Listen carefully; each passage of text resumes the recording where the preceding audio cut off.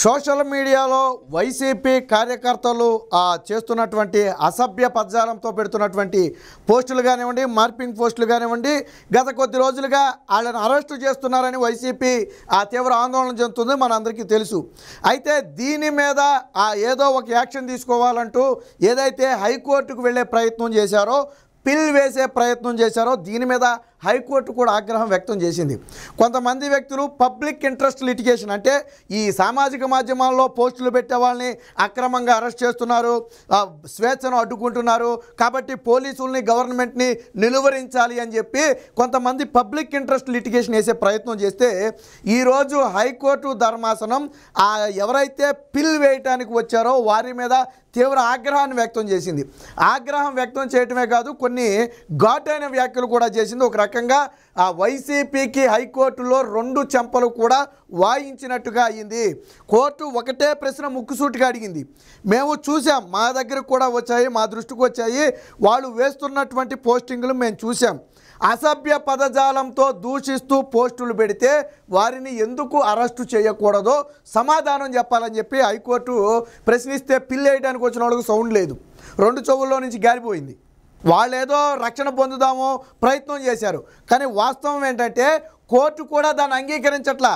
ఏదైతే ఫేక్ కానివ్వండి, మార్పింగ్ కానివ్వండి, లేదా అసభ్య పదజాలం కానివ్వండి, సభ్య సమాజంలో దీన్ని ఎవరు యాక్సెప్ట్ చేయరు. ఇప్పుడు లాయర్లైనా జడ్జిలైనా వాళ్ళు కూడా మానవ మాతృలే కదా, వాళ్ళకి కుటుంబాలు ఉంటాయి కదా, వాళ్ళకి కొద్దిగా భావోద్వేగాలు ఉంటాయి కదా. ఆ పోస్టింగులు చూస్తే వాళ్ళకే అంత అసభ్యంగా అనిపించే పరిస్థితి. కోర్టు ఇంకోటి కూడా గుర్తు చేసింది, ఏమని, గతంలో న్యాయమూర్తులను కూడా ఏ విధంగా దూషించారో మాకు గుర్తుందన్న విషయాన్ని పిల్ వేయడానికి వచ్చిన వాళ్ళ మీద చెప్పింది. ఆల్రెడీ మనం చూసాం, గతంలో సిఐడి ఆ కేసును టేకప్ చేయకపోతే దాన్ని సిబిఐకి ఇచ్చి చాలామంది వైసీపీ కార్యకర్తలు ఎవరైతే ఉన్నారో వాళ్ళందరినీ కూడా అరెస్టు చేశారు. అందులో సుమారెడ్డి ఈరోజు వైసీపీ ఈ అసభ్య పదజాలానికి కీలకంగా 4 వ్యక్తులను భావిస్తుంటే అందులో సుమారెడ్డి అనే వ్యక్తి కూడా ఒక మహిళ. ఆ మహిళ మీద కూడా సిబిఐ కేసు పెట్టి నాడు అరెస్ట్ చేసి లోన్ వేసింది. సో ఈ విషయం కోర్టు కూడా గుర్తు చేసింది. గతంలో న్యాయమూర్తుల్ని ఏ విధంగా దూషించారో మాకు గుర్తుంది ఆల్రెడీ, కాబట్టి ఇలాంటి దోషాలను ఖచ్చితంగా అడ్డుకోవాలి. పోలీసులను చర్యలు తీసుకోవద్దని మేము చెప్పలేం, ఎందుకు చెప్పాలి?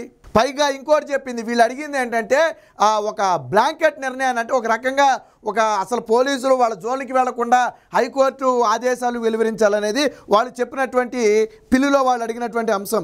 దానికి హైకోర్టు నిరాకరించింది. ఎట్టి పరిస్థితుల్లో ఇలాంటి ఆదేశాలు మేము ఇవ్వలేం. సోషల్ మీడియాలో విచ్చలవిడిగా చెలరేగిపోయేవారిని అడ్డుకోవద్దని పోలీసులకు మేము ఎలా చెబుతాం?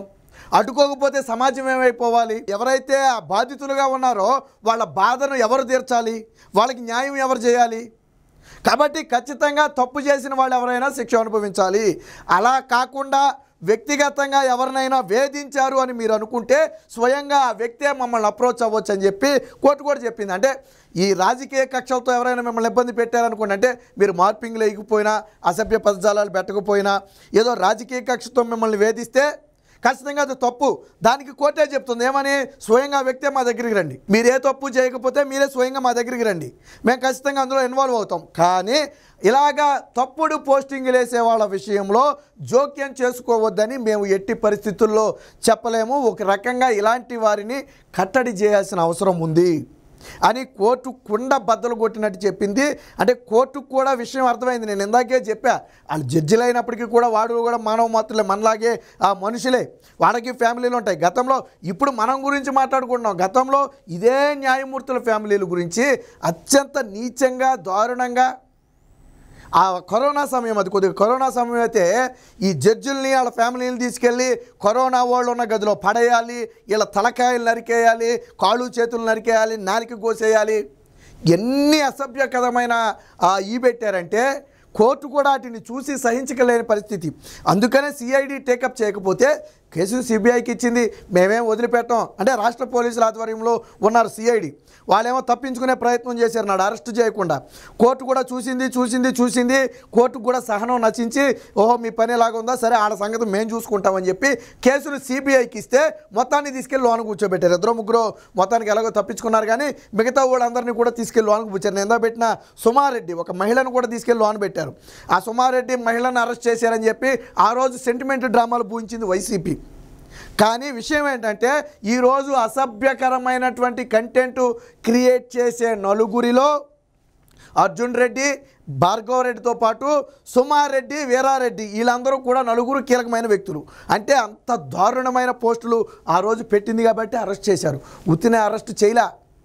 ఇప్పుడు ఒక విషయం చెప్పండి, పార్టీలను పక్కన పెడదాం.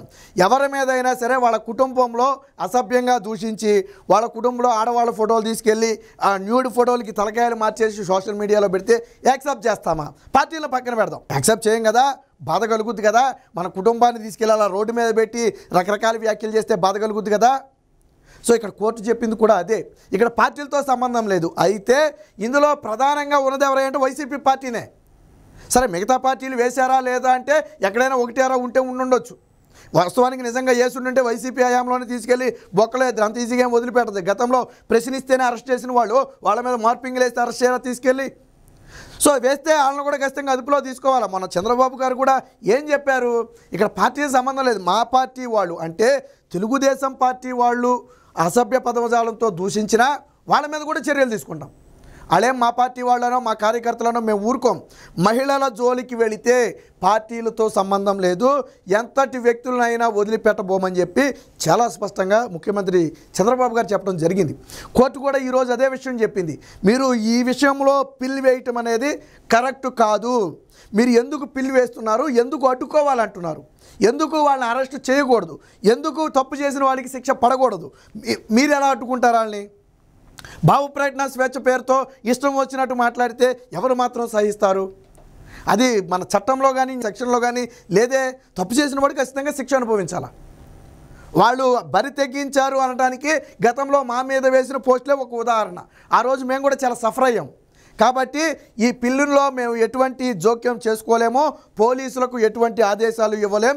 ఖచ్చితంగా తప్పు చేసిన వాడికి శిక్ష పడాలి.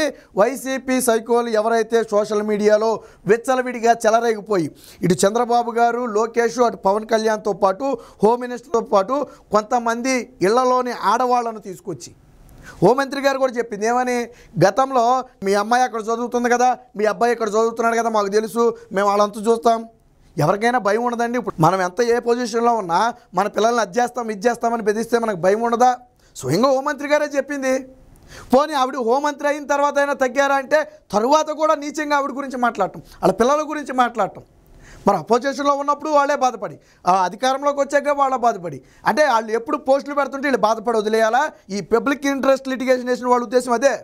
వీళ్ళు అమనాభూతులు తిడతారు, మార్పింగ్లు చేస్తారు, పోలీసులు అరెస్ట్ చేయకూడదు. తప్పు చేసిన వాడిని అరెస్ట్ చేయమని చెప్పాల్సింది పోయి వాళ్ళని అడ్డుకోమంటే తప్పు కాదు. కోర్టు కూడా అందుకే కోపం వచ్చింది. అందుకే గతంలో ఘటనలు కూడా బయటకు తీసుకొచ్చింది. ఖచ్చితంగా తప్పు చేసిన వాడు శిక్ష అనుభవించాలి. ఈరోజు సోషల్ మీడియాను కాపాడే ప్రయత్నంలో జగన్మోహన్ రెడ్డి హైకోర్టు నుంచి రక్షణ పొందే ప్రయత్నం చేశాడు.